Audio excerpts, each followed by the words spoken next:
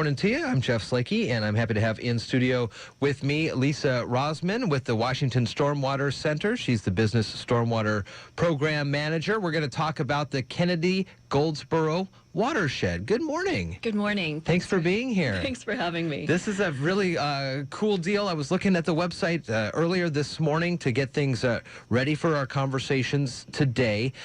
First off, talk to me a little bit about the Washington Stormwater Center. I'm not sure if many folks know about it. Okay, yeah. So it's a collaboration between University of Washington Tacoma and WSU. Okay. And it was started by the legislature in 2010, and the way it came about was businesses said, we understand that we have some responsibility to make sure that stormwater that comes off of our property is clean. Mm-hmm. And we understand we have to have permits, but we need help with that, and we need non-regulatory, third-party, neutral sort of help. We don't want necessarily having the regulators come in and help us. We want somebody else to give us technical assistance. And that's how the Stormwater Center was born. Very nice. So you work as the Business Stormwater Program Manager. So is that kind of the same things, working with the businesses closely on their runoff? And yes. There's another portion just for the housing side of it as well? Well, so the business portion, we help businesses manage their stormwater, and it's education and outreach for them. So if they have a permit from the Department of Ecology under the Clean Water Act, we help them make sure that they're in compliance with those permits. We also help municipalities who also have some responsibilities under the Clean Water Act to make sure that runoff that goes into their storm systems is clean. Okay. Stormwatercenter.org is the website, and one of the other things that you guys are working on is Eyes on the Watershed.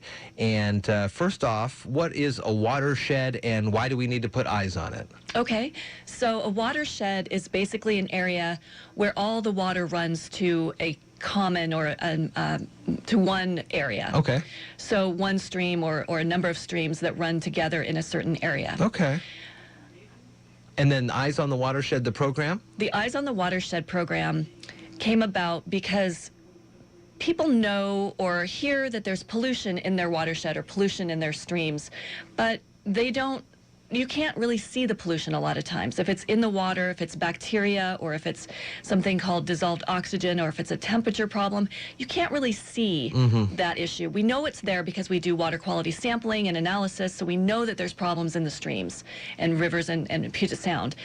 But for the citizens, they can't see it. And so I wanted to produce a program that allows people to look at their watershed on the website and see where those pollutants are, and then kind of a fun thing to go out into their watershed and see where those areas might be and get an idea of what they can do to change their behaviors to prevent those pollutants from getting in their watershed. So we're going to focus this morning on the Kennedy-Goldsboro Watershed, and it looks like it's about 243,000 acres in southern end of Puget Sound. That is a lot larger than I thought it was. Yeah, and that's actually just a sub-watershed in this area. Really?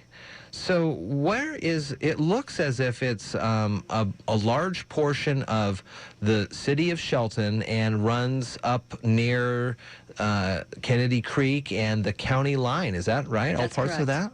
So what do we want to do here? How do we get involved? How do we get interactive and get the kids out and looking at this stuff? Yeah, so we've got this story map online. And what a story map is, it's a GIS-based, map-based program where you can go click through all of the different areas within your watershed, and there's clues within that in that story map that you can interact with. You can take pictures of those, put them on our website, and then you'll be in a drawing to win a prize. And the prize, I believe, for this watershed, we have 4 of these throughout the Puget Sound.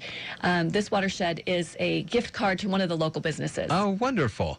So we can take photos of where the creeks and streams and tributaries come in and out and things like that? Well, within the story map, we have 2 clues. So you have to go through the story map, and when you find the clue, then you go out and you go into your watershed, take a look at what's going on in your watershed.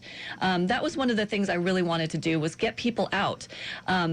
And now Pokemon Go has one-upped us a little bit. Yeah. But getting out in your watershed, seeing these things, and then taking a picture of the things that are mentioned in the clue. The actual things, not the Pokemon augmented character, the real nature that's happening out there. Yes, exactly. I see a lot of great information to help people remind folks about fecal coliform, what it is, how it gets in the water. How is this being received by people? It's being received really well.